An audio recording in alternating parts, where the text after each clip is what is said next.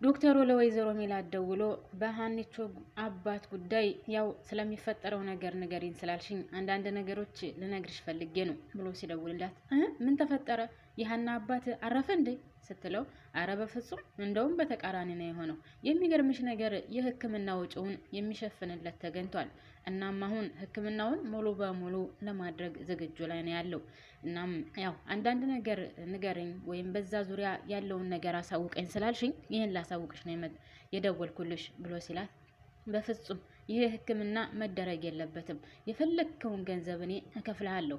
ስለዚህ የሀና አባት መትረፍ የለበትም፣ መሞት አለበት፣ እንዳታከመው ብላ የጭካኔ ጥጓን ለዶክተሩ ታሳየዋለች።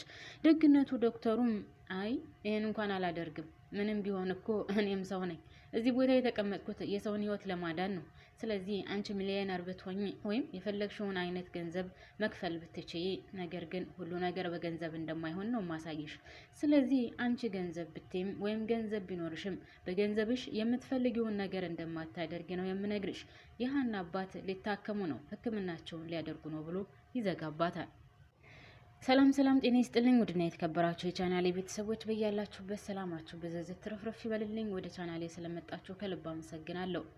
ለዚህ ቻናል አዲስ የሆናችሁ ካላችሁም ላይክ እና ሰብስክራይብ እያደረጋችሁ ቤተሰብ እንድትሆኑ በትህትና ጠይቃለሁ። አመሰግናለሁ። ወይዘሮ ሜላት ምን ያክል ለሀና ጭካኔዋን እያሳየች እንደሆነና አይኗን መግለጥ እንዳቃታት የሚያሳይ ጉዳይ ነው። ሀና ምንም ያደረገቻት ነገር የለም። ወጣ ወረዱ እሷ ላይ ነው የበዛባት። በሌላ በኩል ወይዘሮ ባዩሽ በዚህ ደረጃ ሀና እንድትሰቃይና የሀናን መከራ እንዲደርስባት የምታደርገው ከወይዘሮ ሜላት ምን እንደፈለገች አላቅም። ነገር ግን እርግብ ተብዬዋ አሁንም እማዬ እኔ በስምሽ ማለቴ ሀሴት መባል እፈልጋለሁ፣ ሀሴት መስፍን መባል ስለምፈልግ ስሜን መቀየር ፈልጋለሁ ስትላትም እሺ ብላለች። እንግዲህ እች ልጅ ስሟን ቀይራ በእነሱ ስም ከሆነች በኋላ ከገንዘቡ እኩል እንደምትወርስ ነው።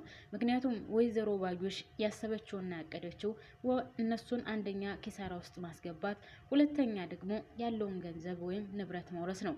እናም በየሄደችበት ወይዘሮ ባዩሽ ተብዬዋ የምትተበተበው መተብተብ በጣም ነው የሚገርመው። ተንኮል ይሳካላታል ማለት ይቻላል። ለማንኛውም ወይዘሮ ሜላት በጣም ተናዳለች። እንዴት እንደዚህ ይሆናል? ይሄ ሰውዬ መትረፍ አልነበረበትም እያለች እየተናደደች ነው።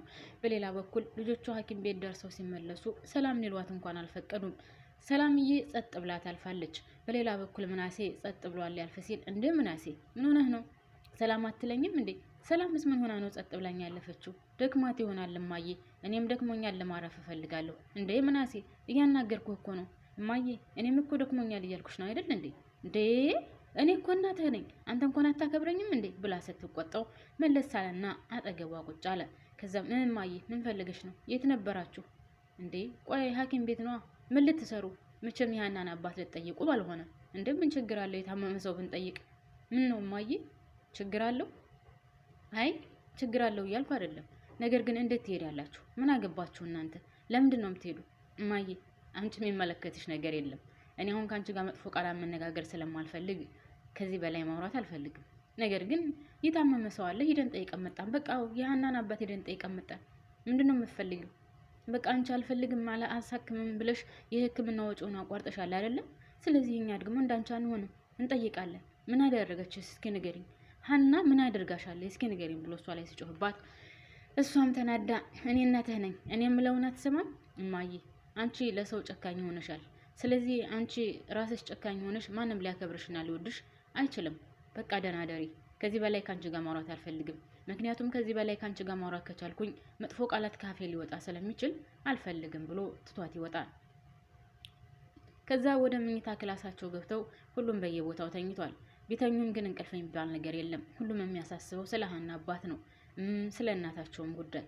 ከዛም ወይዘሮ ሜላትና ባልየው እየተጨቃጨቁ ስለነበረ ምንም ጥሩ ነገር ንግግርም ስለማትናገር ለምን አሳከምክ? ምን ያክል ብትነቀኝ ነው? እኔ መክፈል አቅቶኝ አልነበረም፣ ነገር ግን እንድተርፍ ስላልፈለግኩ ነው ያላሳከምኩት። እኔ ገንዘብ አጥቼ አይደለም እያለች አቶ መስፍንን ተጨቀጭቀዋለች። አቶ መስፍን ተይ ሜላት እንደዚህ አትሁኝ፣ ጥሩ አይደለም። ፈጣሪ የሰጠሽን ተመስገን ብለሽ ተቀበይ። እች ልጅ ምን አደረገችሽ? እያለ ቢላትም ልትሰማው አልቻለችም። አቶ መስፍን ወይዘሮ ሜላት እየጨቀጨቀች አላስተኛ ስትለው እሷን ትቶ ወደ ልጁ ይሄዳል። ወደ ሳሎን ሲሄድ ምናሴም እንቅልፍ አልወሰደውም።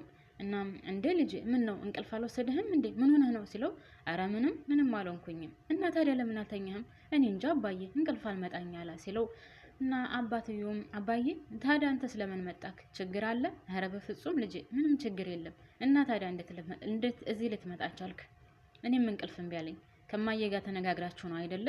በሀኒቾ ጉዳይ ወይም ገንዘቡን እሷ መክፈል አልፈልግም ብላ የተወችውን አንተ ስለከፈልክና የሕክምና ወጪውን ሁሉንም ከፍለ ስላሳከምከው ተቆጣ። በዛ ተነጋግራችሁ ነው አይደል አባዬ ሲለው አረ በፍጹም ልጄ እኔ እና እሷ እኮ አንጣላም።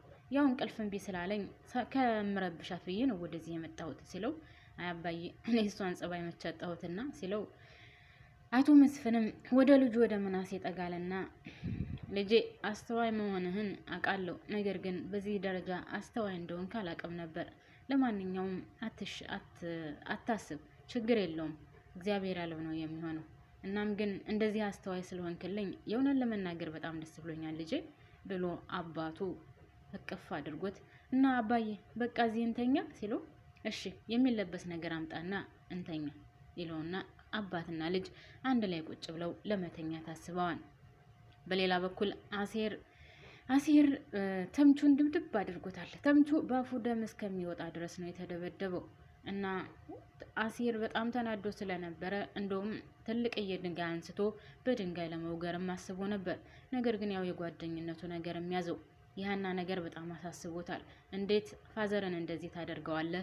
በዚህ ደረጃ ፋዘር ለኛ ጥሩ ነው፣ መልካም ነው፣ እንዴት እንደዚህ ትፈጽምበታለህ ብሎ በጣም ተናዶበታል። ከዛም ተመልሶ ከቤት ሲመጣ አሴር ማለቴ ወደ ሕክምና ቦታ ሂዶ ሀኒቾን ሲያገኛት ጥሩ ዜና ትነግረዋለች። አሴር በጣም መልካም ደስ የሚልና መልካም ዜና አለ። ምን ነው እንዴ? አቶ መስፍን አሳክምልሻለሁ ብለውኝ ይኸው ሕክምናው እኮ ተደረገለት ትለዋለች።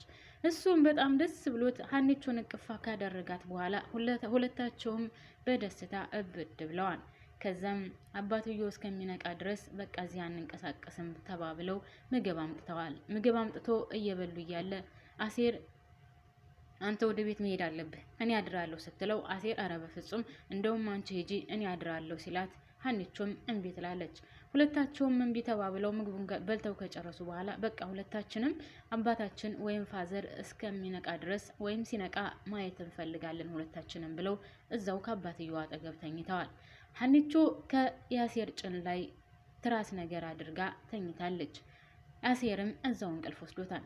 ከዛ አቶ ኖላዊ ከእንቅልፋቸው ወይም ከበሽታቸው ብንን ሲሉ ሁለታቸው እዛ እቅፍቅፍ ተደራርገው ለጥ ብለው አይቷቸዋል። እናም እንባው መጣ፣ አለቀሰ። ሁለታቸውን ሲያቸው ተደሰተ። እናም አቶ ኖላዊ ከእንቅልፉ ሲነቃ ብንን ሲል አሴር ሀንዬ ሲል መጀመሪያ የነቃው አሴር ነው። ከዛ ብንን ሲል ሀና እግሩ ላይ ተኝታ ስለነበረ ሀናን እንኳን አላስተውሳትም እግሩ ላይ እንዳለች። ብድግ ብሎ አቶ ኖላዊ ንቅፍ አደረጋቸው። ከዛ ሀኒቾ መሬት ላይ ስወድቅ ተሰማትና ድንግጥ ብላ ስትነቃ አቶ ኖላዊ ነቅቷል። በጣም ደስ የሚል ስሜት ነበር። እውነት ለመናገር ድራማው እዚህ ላይ ነው ያለቀው እና መልካም ነገር ስናደርግ ሁልጊዜም እግዚአብሔር ከኛ ጋር ይሆናል። ወይዘሮ ሜላት የሀናን አባት ለመግደል ያላደረገችው ነገር የለም። ነገር ግን እግዚአብሔር መልካም ነው። በሌላ በኩል አምጥቶ ካሳት ሀኒቾን ፈጣሪዋን ስለምትወድና ስለምታከብር የምትወደው የምታከብረው አለኝ የምትለው ፈጣሪዋ ግን ደርሶላት አባቷ አድኖላታል። እናም በጣም በደስታ እቤታቸው ይመለሳሉ ብዬ አስባለሁ። እዚህ ላይ ነው ያለቀው ድራማው። እኔም እዚህ ላይ ጨርሳለሁ። አመሰግናለሁ።